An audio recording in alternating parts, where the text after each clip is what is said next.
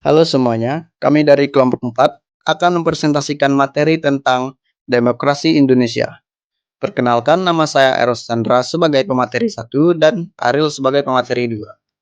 Sebelum kita masuk ke demokrasi Indonesia, alangkah baiknya kita perlu tahu dulu, apa sih yang dimaksud dengan demokrasi?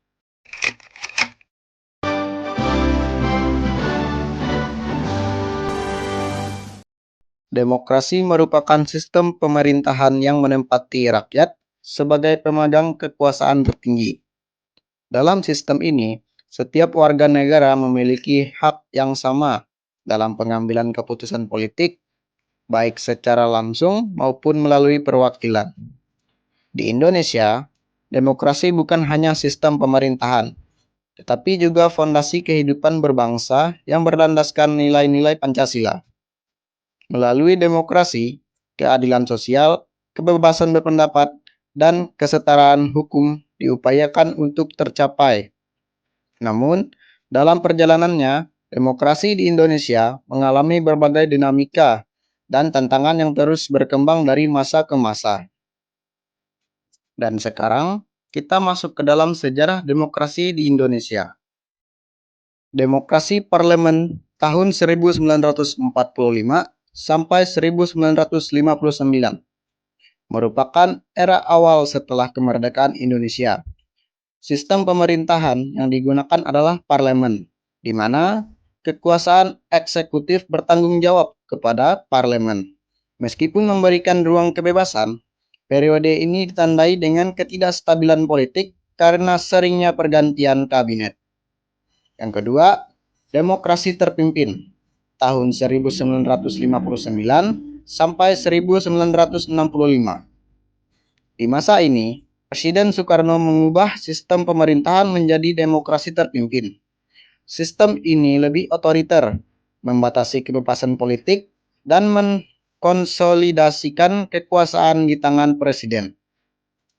Yang ketiga, Orde Baru, tahun 1966 sampai 1998. Di bawah kepemimpinan Presiden Soeharto, Indonesia memasuki masa Orde Baru. Demokrasi secara formal masih ada, namun praktik politik sangat dikontrol oleh pemerintah.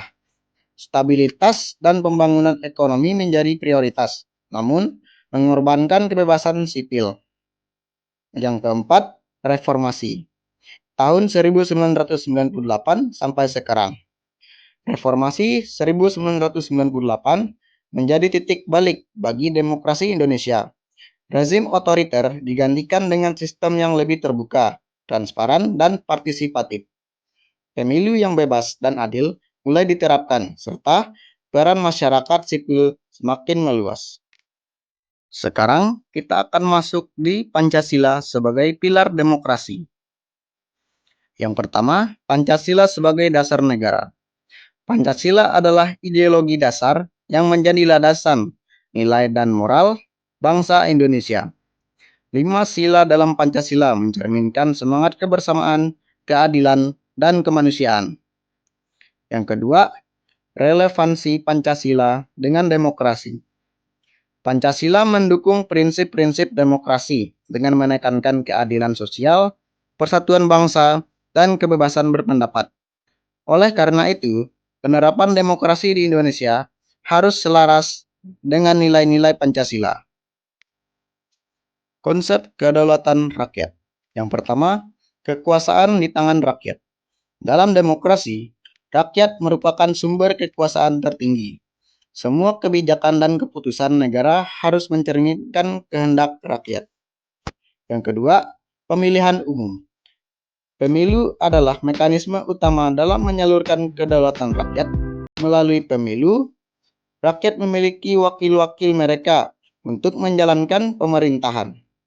Yang ketiga, perwakilan rakyat. Lembaga legislatif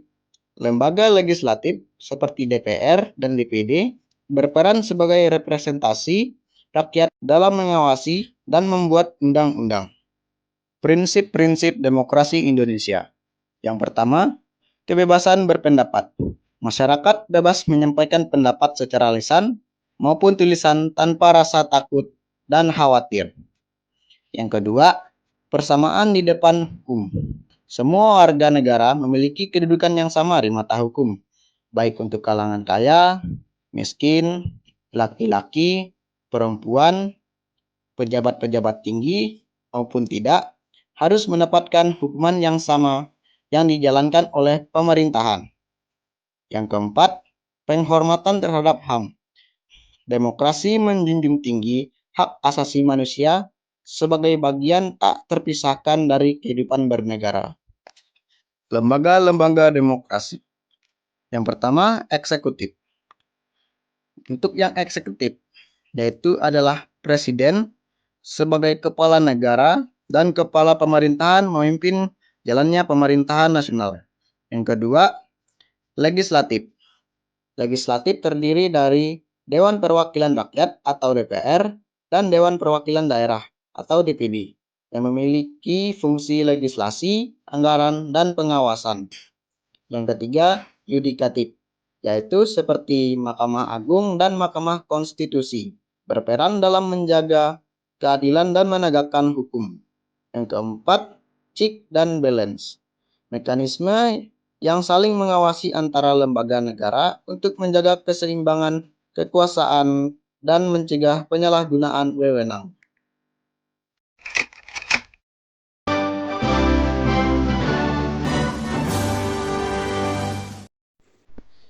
Tantangan demokrasi di Indonesia.